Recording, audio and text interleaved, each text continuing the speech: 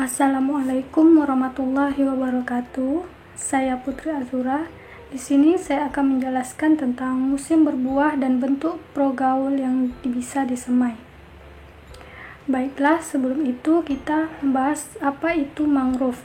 Nah, mangrove adalah tumbuhan berkayu yang hidupnya dipengaruhi oleh pasang surut air laut. Reproduksi tumbuhan mangrove terjadi secara seksual, yaitu dengan adanya bunga berkelamin satu maupun poligami, sehingga memerlukan serangga, burung, atau angin untuk membantu penyerbukan. Dalam kondisi habitat yang berat, sangat sulit bagi tumbuhan mangrove untuk berkembang biak seperti tumbuhan-tumbuhan darat lainnya. Suatu penyesuaian perkembangbiakannya adalah viviparitas, yakni bahwa biji tumbuhan menjadi tumbuhan muda selagi masih melekat pada tumbuhan induknya. Saat lepas dari induk, ia akan menancap pada substrat dengan hipokotil dan seperti paku tajam. Adaptasi ini terdapat pada kebanyakan jenis mangrove seperti Rhizopora, Bruguier, Cereops, dan lain-lain. Selain vivipari, perkembangbiakan mangrove juga ada yang secara kriptovivipari, yaitu embrio berkembang melalui buah tidak keluar dari pericarp, atau Aegialytis, Acanthus, Avicennia, dan Laguncularia. Nah, secara garis besar, reproduksi mangrove ini bisa dilihat pada gambar berikut, yaitu ia menancap pada akar dan tumbuh daun, dan kemudian menjadi tumbuhan bunga. Selanjutnya ia menjadi buah atau progaul dan buahnya masak ketika buahnya masak dan jatuh dari pohon. Setelah jatuh dari pohon, ia akan terapung-apung menjadi tanah yang dangkal. Untuk bisa bertahan dan berkembang di kondisi alam yang keras, jenis-jenis bakau sejati mempunyai cara yang khas, yaitu mekanisme reproduksi dengan buah yang disebut vivipar. Cara vivipar ini adalah dengan menyiapkan bakal pohon atau propagaul dari buah atau biji sebelum lepas dari pohon induk. Mangrove ini menghasilkan buah yang berkecambah dan mengeluarkan akar sewaktu masih tergantung pada ranting pohon dan beradab jauh di atas permukaan air laut. Bijinya ini mengeluarkan tunas akar tunjang sebagai kecambah sehingga pada waktu telah matang dan jatuh lepas dari tangkai, telah siap untuk tumbuh. Buah ini akan berkembang sampai tuntas dan siap dijatuhkan ke laut untuk dapat tumbuh menjadi pohon baru. Bakal pohon yang jatuh dapat langsung menancap di tanah dan tumbuh, atau terapung-apung terbawa oleh arus sampai jauh dari tempat pohon induknya dan mencari tempat yang lebih dangkal. Setelah matang dan jatuh ke dalam air, bakal pohon bakau ini terapung-apung sampai mencapai tepi yang dangkal. Pada saat menemukan tempat dangkal, posisi bakal pohon menjadi tegak vertikal, kemudian menumbuhkan akar-akar, cabang, dan daun-daun pertamanya. Ada beberapa macam bentuk buah, seperti berbentuk silinder, bulat, dan berbentuk kacang. Benih vivipari umumnya terdapat pada famili Rhizoporaceae yang buahnya berbentuk silinder. Benih Cryplovivipari terdapat pada famili Avicennia atau seperti buah kacang, Aegeseras atau sekunder, dan Nipa fruticans yang buahnya berbentuk Cryploviviparus, di mana bibitnya berkecambah tetapi diliputi oleh selaput buah sebelum dilepaskan atau ditinggalkan dari pohon induknya. Benih normal ditemukan pada spesies Cenoratia dan Silocarpus.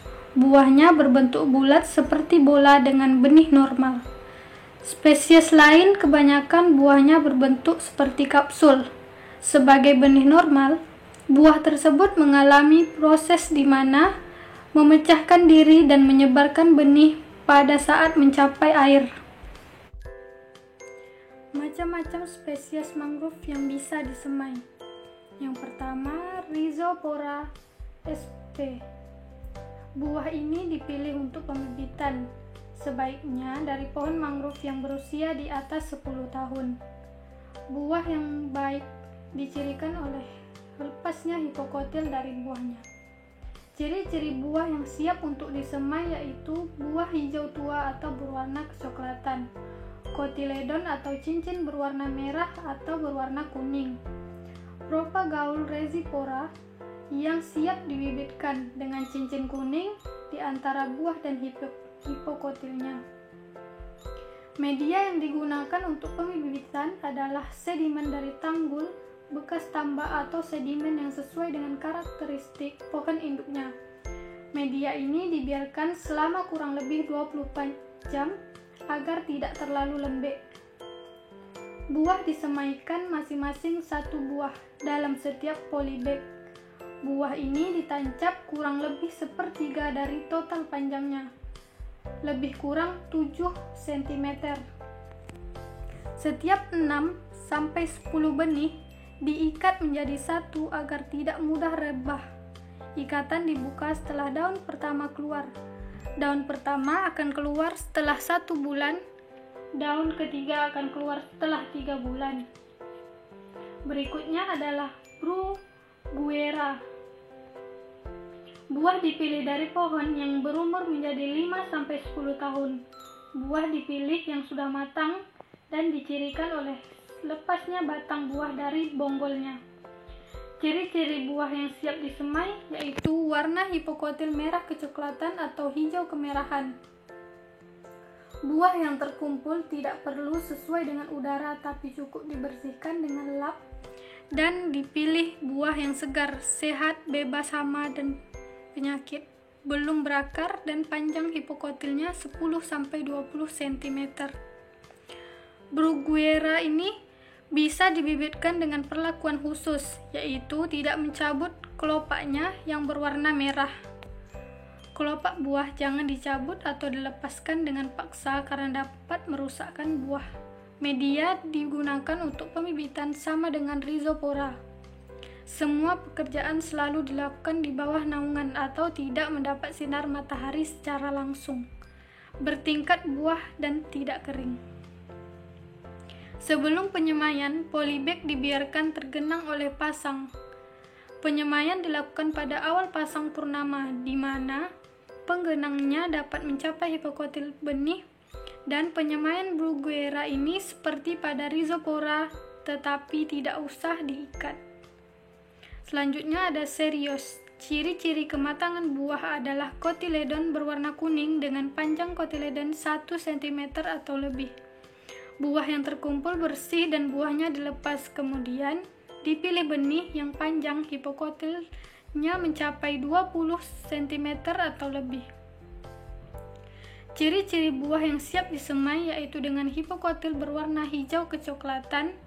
Propagaule syrup hampir sama dengan rhizopora, tetapi sangat berbeda. Seriop lebih pendek, kecil, dan langsing. Penyiapan media untuk seriop SP ini sama dengan penyiapan media semai rhizopora. Penyemaian benih seriop ini sama dengan Bruguera. Selanjutnya ada Exosaria. Warna buah dari Exosaria yang telah matang adalah kuning kecoklatan. Buah berbentuk bulat kecil dan jatuh setelah matang. Biji dipilih yang padat dan mempunyai diameter 3 mm atau lebih. Ciri-ciri buah yang siap disemai yaitu cara pembibitannya adalah dengan ditebar di parit yang berisi media dan terlindung dari cahaya matahari secara langsung. Media yang digunakan untuk pembibitan sama dengan rhizopora. Exosaria ini dan pembibitannya tidak langsung dilakukan pada polybag. Biji dari Exosaria ini ditebar di parit yang berisi media dan terlindung dari cahaya matahari secara langsung. Parit dibuat di darat untuk menghindari biji terbawa oleh arus. Setelah daun Exosaria ini tumbuh 3-5 buah, bibit bisa dicabut dan dipindahkan ke polybag. Setiap 1 polybag ditanami 1 bibit. Selanjutnya ada Avicennia. Ciri kematangan buah adalah kulit buah kekuningan dan kulit buah sedikit terbuka. Buah yang sudah matang dan memandang dari kelopaknya, buah ini dilepas dari kelopak dan dipilih benih yang bebas hama dan beratnya 1,5 gram atau lebih. Avicennia ini terkenal sebagai salah satu jenis bakau yang tepung buahnya bisa diolah menjadi aneka jenis makanan. Setelah kelopak dilepas, buah direndam dalam udara selama 1 hari agar terkelupas kulitnya. Buah yang belum terkelupas dapat dikupas dengan tangan. Kemudian, buah dipindahkan ke dalam ember berisi air payau yang bersih. Penyiapan media semai Avicennia tidak berbeda dengan Rhizopora. Polybag disiram hingga cukup basah, barulah dilakukan persemaian. Benih ini disemai masing-masing 1 buah dan 1 polybag dengan cara ditancapkan kurang lebih 1/3 dari benih ke dalam tanah atau media. Yang terakhir ada Soneratia. Buah Soneratia yang telah matang dapat dicirikan dengan pecahnya buah secara alami atau yang telah jatuh ke tanah. 1 buah Soneratia akan memiliki ratusan biji yang siap untuk dibibitkan. Rendam biji buah Soneratia dengan air tawar selama 2 hari hingga kulit bijinya terkelupas dan berkecambah. Dan ambil biji buah Soneratia yang telah terkelupas dan berkecambah, lalu bibitkan di tanah berpolybag. Bila perlu, tanah bisa ditambah pupuk kandang untuk membantu proses pertumbuhan biji Soneratia. Cara membibitnya dengan menancapkan bagian yang lebih panjang dari biji ke dalam tanah. Soneratia ini dibibitkan di polybag dengan penyiraman menggunakan air tawar, minimal sekali dalam sehari. Siram dengan air tawar minimal 1 kali sehari, bisa pagi atau sore hari. Bibit selama 3 bulan hingga berdaun 6 atau 3 pasang. Apabila sudah berdaun 6, maka bibit Soneratia telah siap untuk ditanam di lokasi penanaman atau di tanah pasir sampai berlumpur. Hama yang biasanya menyerang biji Soneratia ini selama pembibitan adalah tikus dan semut. Untuk itu, letakkan lokasi persemaian di daerah yang aman dari tikus dan semut.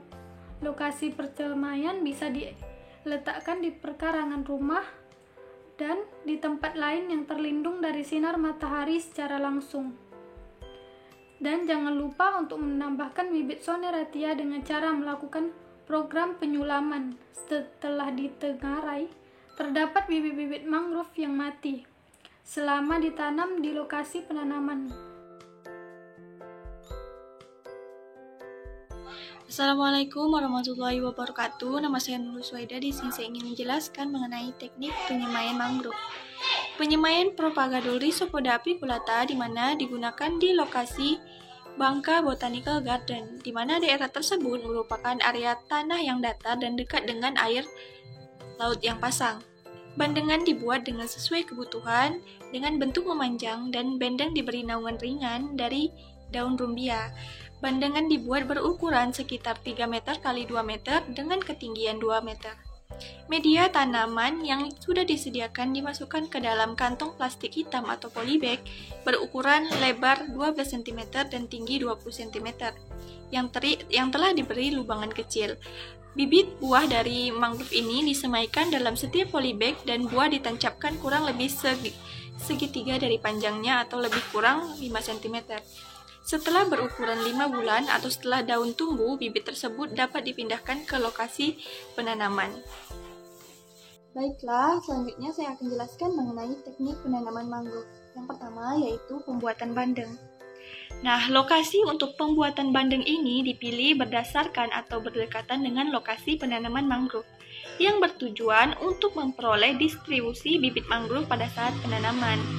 Selain itu, harus diperhatikan juga tentang kondisi lingkungan seperti tipe pasang surut air laut di lokasi bandeng. Nah, informasi mengenai kondisi pasang surut yang tepat sangat dibutuhkan untuk menjaga sirkulasi air dan mengenali pola penggenangan di bandeng. Mengingat pembangunan bandeng sangat tergantung pada pasang surut, maka suatu lokasi yang tidak memiliki pola sirkulasi yang baik sudah seharusnya tidak dipilih sebagai lokasi peletakan bandeng. Selanjutnya yaitu bandeng tingkat, di mana yang namanya bandeng tingkat tentulah adalah satu tingkatan atau satu tahap yang lebih ditinggikan.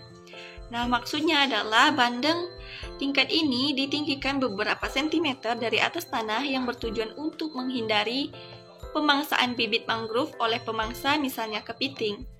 Nah, bandeng tingkat ini dibuat dari potongan bambu yang bisa dibuat beberapa buah dengan ukuran yang disesuaikan dengan kebutuhan dan anggaran yang tersedia.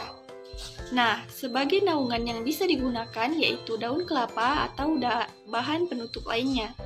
Intinya, bibit-bibit mangrove ini tidak boleh terkena sinar matahari langsung karena dapat mengakibatkan kematian pada bibit mangrove, atau bahasa singkatnya, mangrove ini tidak dapat berkembang dengan baik. Kelebihan dari bandeng ini, konstruksinya mungkin akan lebih kuat, bagus, dan mampu bertahan lebih dari 4 tahun. Yang ketiga yaitu bandeng tanpa tingkat. Nah, bandeng tanpa tingkat ini artinya dasar bandeng tidak ditinggikan seperti yang saya jelaskan sebelumnya, melainkan langsung menggunakan tanah sebagai dasarnya. Kelebihan bandeng ini adalah bisa cepat dibangun hanya dengan membutuhkan biaya yang murah, dan sedangkan kelemahannya, daerah persemaian yang memiliki kelimpahan kepiting yang besar, maka ketahanan hidup dari bibit mangrove ini bisa mencapai minimal apabila program pemilihan bibit mangrove tidak berjalan secara optimal. Selanjutnya yaitu tanpa bandeng. Persemaian dilakukan tanpa bandeng dengan cara benih langsung disemaikan di bawah pohon induknya. Hal yang lebih penting untuk diperhatikan dalam pembuatan bandeng atau tempat persemaian mangrove adalah bibit-bibit mangrove harus tertutup dari sinar matahari langsung. Selanjutnya yaitu pengambilan benih. Nah, benih mangrove ini diambil dari pohon secara langsung. Buah-buah mangrove dari jenis Rhizopoda dan Acifenia terletak bervariasi di ketinggian yang berbeda-beda. Nah, buah Rhizopora yang diambil adalah buah yang sudah matang, yang ditandai dengan adanya cincin kuning di bagian propagadulnya. Untuk propagadul yang belum muncul cincin kuningnya tidak diambil karena belum bisa disemaikan. Selanjutnya yaitu bentuk buah. Tipe buah mangrove ada 2 buah yaitu vivipar dan cryptovivipar. Vivipar adalah biji yang telah berkecambah ketika masih melekat pada pohon induknya dan kecambah telah keluar dari buah. Sedangkan cryptovivipar adalah biji yang telah berkecambah ketika masih melekat pada pohon induknya tetapi masih tertutup oleh kulit biji. Propagadul atau buah vivipar jenis mangrove Rhizopora opiculata bisa dilihat bagian-bagiannya mulai dari tangkai, kelopak buah, plumula atau bakal buah, keping buah, hipokotil, dan radikula. Hipokotil adalah semai antara batang dan akar. Bagaimana atau bagi beberapa jenis tumbuhan mangrove, hipokotil ini merupakan bagian yang sangat penting untuk menyimpan cadangan makanan dan bahan cadangan lainnya. Hipokotil ini merupakan kecambah yang keluar dari buahnya. Sementara itu, radikula adalah bakal akar yang akan menjelma menjadi akar-akar mangrove yang kuat yang bisa melindungi pesisir pantai kita dari abrasi dan gelombang tsunami. Selanjutnya yaitu perlakuan benih. Setelah diambil dari sumbernya, buah mangrove kemudian diletakkan di tempat yang terlindung. Buah mangrove ini bisa diletakkan di bandeng atau di pohon induknya.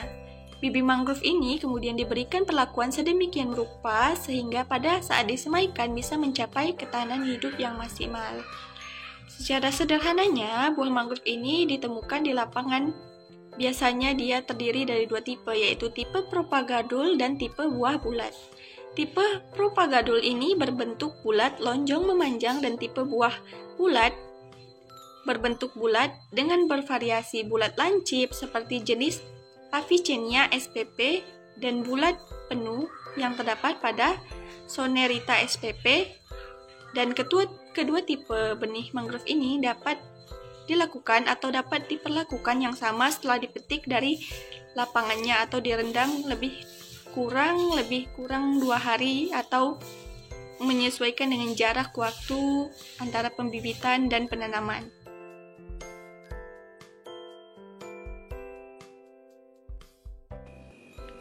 Baik, saya akan menjelaskan tentang konsep kesesuaian mangrove dengan substrat, di mana pengambilan data ini dilakukan melalui indikator kesesuaian lahan meliputi vegetasi mangrove, organisme, substrat dasar, kemiringan lereng, pasang surut, pH, dan kecepatan arus.